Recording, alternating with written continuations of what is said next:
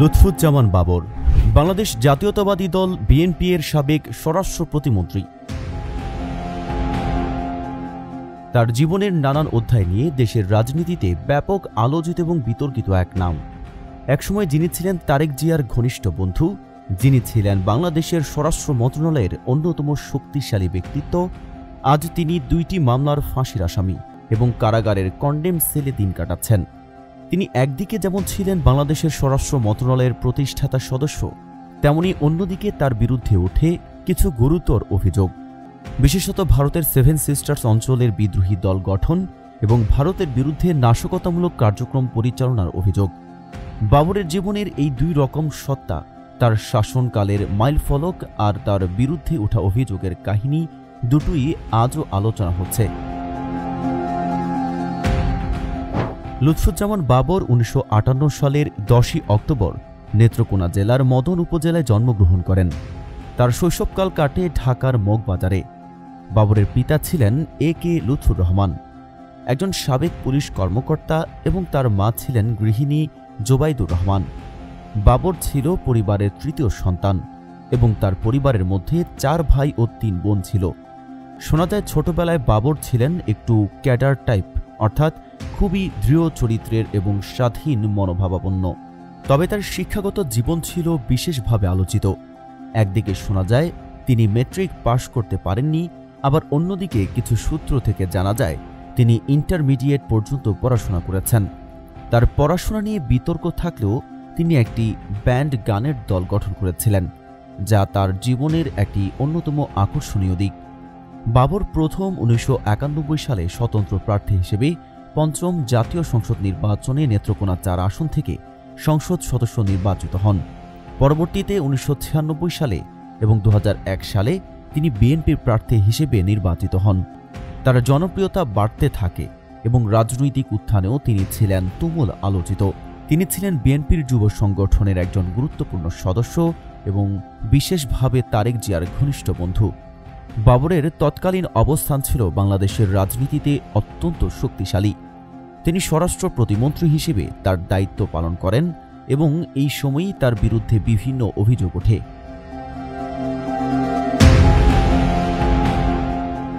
লুৎফুজ্জামান বাবরকে ঘিরে সবচেয়ে বড় বিতর্ক সৃষ্টি হয় 2004 সালের 10 ট্রাক অস্ত্র মামলায়। এই মামলায় অভিযোগ ছিল বাবর তার সহযোগীদের মাধ্যমে ভারতে অস্ত্র পাঠানোর চেষ্টা করেছিলেন। 2004 সালে 10টি ট্রাকে অস্ত্র, গোলাবারুদ, রকেট লঞ্চার সহ এক বিপুল পরিমাণ অস্ত্র বাংলাদেশের চট্টগ্রাম বন্দর থেকে ভারতে পাঠানোর চেষ্টা করা হয়েছিল। ভারতের 7 সিস্টার্স অঞ্চলের বিদ্রোহী গোষ্ঠীগুলোর সহায়তা করার উদ্দেশ্যেই এই অস্ত্র পাঠানোর পরিকল্পনা করা হয়েছিল বলে অভিযোগ করা হয়। 2004 সালে এই অস্ত্র চালানটি ধরা পড়ে এবং এর সাথে লুৎফুজ্জামান বাবরের নাম যুক্ত হয়। ভারতের অভিযোগ ছিল বাংলাদেশ সরকারের সঙ্গে সম্পর্কের অবনতি ঘটিয়ে বাবর এবং তার সহযোগীরা 7 সিস্টার্স অঞ্চলে অস্থিতিশীলতা সৃষ্টি করতে চেয়েছিলেন। এর মধ্যে তিনি ভারতকে সরাসরি হুমকি দিয়েছিলেন। এর ফলে ভারতের উত্তর পূর্বাঞ্চলীয় রাজ্যগুলোর নিরাপত্তা গুরুতর হুমকির মুখে পড়েছিল। এই ঘটনা পরবর্তীতে বাংলাদেশের রাজনৈতিক অঙ্গনে এক বিশাল উত্তেজনা সৃষ্টি করে। বিএনপি সরকারের সঙ্গে ভারতের সম্পর্কের অবনতির ফলে এই অস্ত্র চোরাচালানের ঘটনা আন্তর্জাতিক মহলে আলোচনার বিষয় হয়ে ওঠে। 2010 সালে বাবরকে গ্রেফতার করা হয় এবং 2014 সালে তাকে মৃত্যুদণ্ড দেওয়া হয়। বর্তমানে তিনি 17 বছর ধরে কারাগারে আছেন এবং তার বিরুদ্ধে ওঠা অভিযোগের ব্যাপারে আদালত সিদ্ধান্ত নিচ্ছে। লুৎফুজ্জামান বাবরকে তার সময়ের অন্যতম একটি আলোচিত রাজনৈতিক ব্যক্তিত্ব হিসেবে বিবেচনা করা হয়। স্বরাষ্ট্র প্রতিমন্ত্রী হিসেবে তিনি বাংলাদেশ র্যাপিড অ্যাকশন ব্যাটালিয়নের প্রতিষ্ঠাতা ছিলেন। এই বিশেষ বাহিনীটি দেশে ক্রাইম কন্ট্রোলের ক্ষেত্রে গুরুত্বপূর্ণ ভূমিকা পালন করে। বাবরের এই উদ্যোগ অনেকেই প্রশংসা করেন, কারণ র্যাব প্রতিষ্ঠার মাধ্যমে দেশের আইনশৃঙ্খলা পরিস্থিতি উন্নতির দিকে যায়। তার অধীনে র্যাব প্রতিষ্ঠিত হয় এবং এই বাহিনীটি সন্ত্রাসবাদের বিরুদ্ধে শক্তিশালী অবস্থান নেয়। তবে তার বিরুদ্ধে সবচেয়ে বড় অভিযোগটি হল ভারতের বিরুদ্ধে তার ভূমিকা। বাবরকে ভারত সরকার একটি গুরুতর হুমকি হিসেবেই বিবেচনা করেছিল। তার একাধিক কর্মকাণ্ড, বিশেষত 7 সিস্টার্স অঞ্চলের বিদ্রোহী গোষ্ঠীর সমর্থন এবং 10 ট্রাক অস্ত্র চালানের বিষয়টি ভারতীয় নিরাপত্তার জন্য বিপজ্জনক হয়ে উঠেছিল। এই সময় তিনি ভারতকে নাশকতার মাধ্যমে বিপদে ফেলতে চেয়েছিলেন, যার জন্য তার বিরুদ্ধে আন্তর্জাতিক আদালতে মামলা করার পরিকল্পনা হয়েছিল। লুৎফুজ্জামান বাবর বর্তমানে কেরানীগঞ্জের ঢাকা কেন্দ্রীয় কারাগারে বন্দী আছেন। তাকে গত 17 বছর ধরে নানা ধরনের মামলায় অভিযুক্ত করা হয়েছে এবং তার বিরুদ্ধে মৃত্যুদণ্ড ঘোষণা করা হয়েছে। বর্তমানে তিনি 2টি মামলায় মৃত্যুদণ্ডপ্রাপ্ত আসামি। 2018 সালে যখন তার বিরুদ্ধে ফাঁসির রায় দেওয়া হয়, সেদিন ছিল তার জন্মদিন, যা এক বিশেষ সংযোগ সৃষ্টি করে।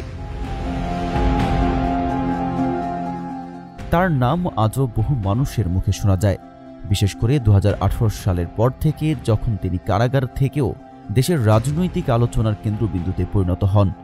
তার জীবন, তার কর্মকাণ্ড এবং তার বিরুদ্ধে ওঠা অভিযোগগুলো এখনও বাংলাদেশের রাজনৈতিক ইতিহাসের অন্যতম অন্ধকার অধ্যায় হিসেবে বিবেচিত। লুৎফুজ্জামান বাবরের জীবন কেবল রাজনৈতিক পরিসরেই সীমাবদ্ধ ছিল না, বরং তার জীবন ছিল বিস্তৃত একটি আলোচিত ইতিহাস। কখনো তিনি ছিলেন একজন অত্যন্ত প্রভাবশালী মন্ত্রী, আবার কখনো তিনি হয়ে ওঠেন এক বিতর্কিত চরিত্র। তার বিরুদ্ধে ওঠা অভিযোগগুলি তাকে ইতিহাসের এক বিশেষ জায়গায় নিয়ে এসেছে।